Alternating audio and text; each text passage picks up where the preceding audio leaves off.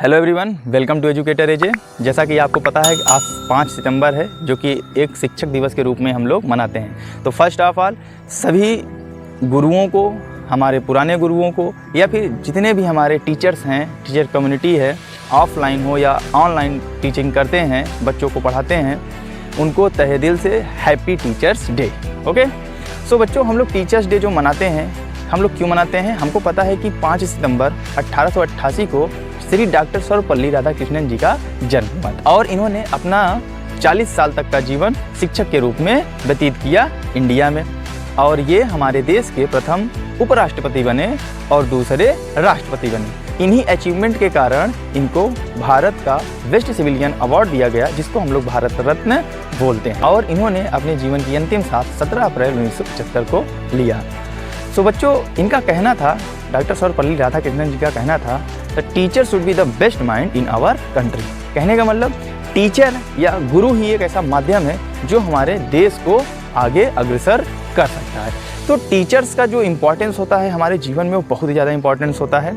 Teacher का मतलब first of all बच्चों ये नहीं होता कि टीचर का मतलब जो मैथ्स पढ़ा रहा हो, साइंस पढ़ा रहा हो, इंग्लिश पढ़ा रहा हो। ओके, ये एकदम बिल्कुल इसका मतलब नहीं रहता कि जो कोई सब्जेक्ट पढ़ा रहा हो वही टीचर होता है। टीचर एक माध्यम होता है बच्चों, जो आपको सही डायरेक्शन दिखाए, सही रास्ते पे लिवा जाए, ये होता है हमारा सही टीचर।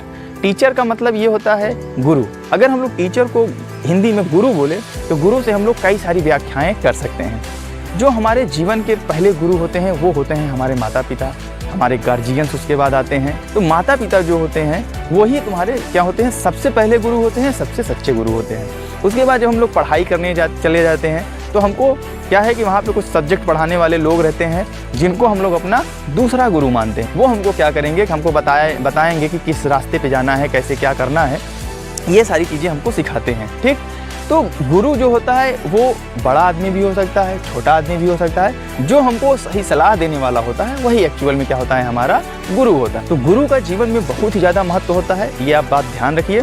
जो पढ़ रहा है जरूरी नहीं कि वही गुरु बोल सकता है। ऐसा भी बिल्कुल नहीं है कि अगर हम पढ़ रहे हैं तो हमारे पास टीचर्स हैं, आपके पास टीचर्स नहीं है। अगर मैं कोई बिजनेस कर रहा हूँ तो कोई तो मुझे गाइड करने वाला होगा, सही रास्ता दिखाने वाला होगा ना, कि हाँ अगर मुझे अपनी मार्केट वैल्यू बढ़ानी है तो किस तरीके से बढ़ाऊंगा, तो वो मेरे लिए मेरा क्या हो जाएगा, गुरु हो जाएगा। भले से वो मेरे उम्र में छोटा हो या फिर बड़ा हो, ये बिल्कुल भी मैटर नहीं करता है। ठीक, तो आई होप मेरी बात आप लोग समझ रहे होंगे।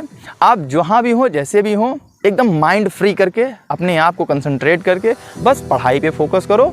या फिर कोई अगर कोई काम कर रहा है तो उसको लगन से काम करो, सच्चे दिल से काम करो। एक ना एक दिन तो अचीवमेंट मिलना है यार। अगर सच्चे मन से कभी कोई काम कर दोगे ना तो आपको कामयाबी पाने से कोई रोक नहीं सकता है। तो आज टीचर्स डे था तो मुझे लगा कि थोड़ा सा स्पेशल कुछ करना चाहिए टीचर्स डे के उपलक्ष्य में, क्योंकि पेपर ऊपर जब आता है तो बच्चे क्या होते हैं, थोड़ा सा मतलब डिस्ट्रैक्ट हो जाते हैं, थोड़ा सा डिप्रेस हो जाते हैं कि यार पेपर इतना आ गया, अभी तक कुछ तैयार नहीं है, ये नहीं है, वो नहीं है, कैसे करें। तो ये सब थॉट मत, नेगेटिव थॉट मत सोचो। बस देख लो कि अभी मैंने कितना पाया है, क्या खोया है उसको भूल जाओ, अभी तक मेरे पास क्या है उसी को लेके आगे बढ़ो। तो अरे जहाँ फेल होना सोच रहे हो कम से कम पास तो हो जाओगे।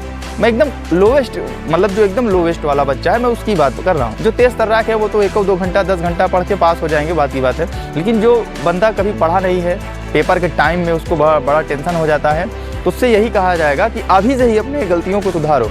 अभी बहुत सारे बच्चे ऐसे होंगे कि कोविड-19 की वजह से, लॉकडाउन की वजह से पढ़ाई नहीं हुई है। किसी को तो ये भी नहीं पता है कि 11th कैसे करना है, बायो ले कि साइंस ले, क्या ले। ये सारी चीज़ें थोड़ा सा दिक्कत में आ सकता है, लेकिन ऐसा कुछ नहीं है। आप थोड़ा अपने आप को शांत करो, समझो कि मेरे अंदर क्या काबिलियत है, उस हिसाब से अपने आप को आगे ले जाओ, बढ़ाओ। अच्छे से पढ़ते लिखते रहो, कोई भी घबराने की बात नहीं है। आप बस पढ़ते चलो, आपको हर एक चीज़ अचीव हो जाएगा। और बाकी बस इतना ही कहना था, ठीक है। तो अच्छे से पढ़ो लिखो।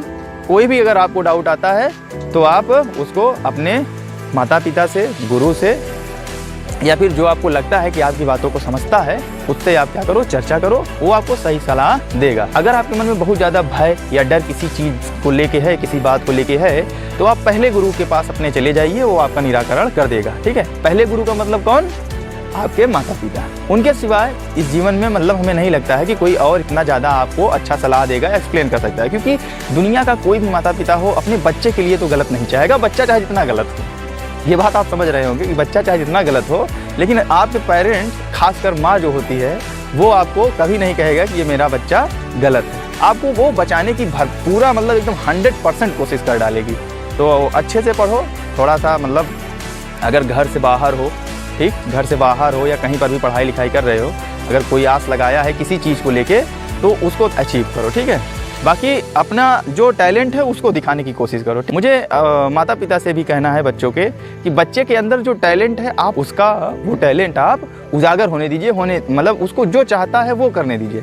अब यहाँ पे एक्चुअली मिथ क्या बन गया है आज के डेट में कि बच्चा अगर पढ़ाई कर रहा है या तो IAS बनेगा, या तो डॉक्टर बनेगा, या तो इंजीनियर। ये तीन हमारा जो प्रोफेशन है, इसके सिवाय और कुछ हम सोच ही नहीं सकते हैं। लेकिन यहाँ पे एक्चुअली हो क्या रहा है कि हमारा जो जनरेशन है वो चेंज हो रहा है, हम टेक्नोलॉजी की तरफ आगे बढ़ रहे हैं, ठीक है। तो अभी क्या है कि जॉब अपॉर्चुनिटी क्या है, ढेर सारी हैं, चाहे प्राइवेट हो चाहे सरकारी हो।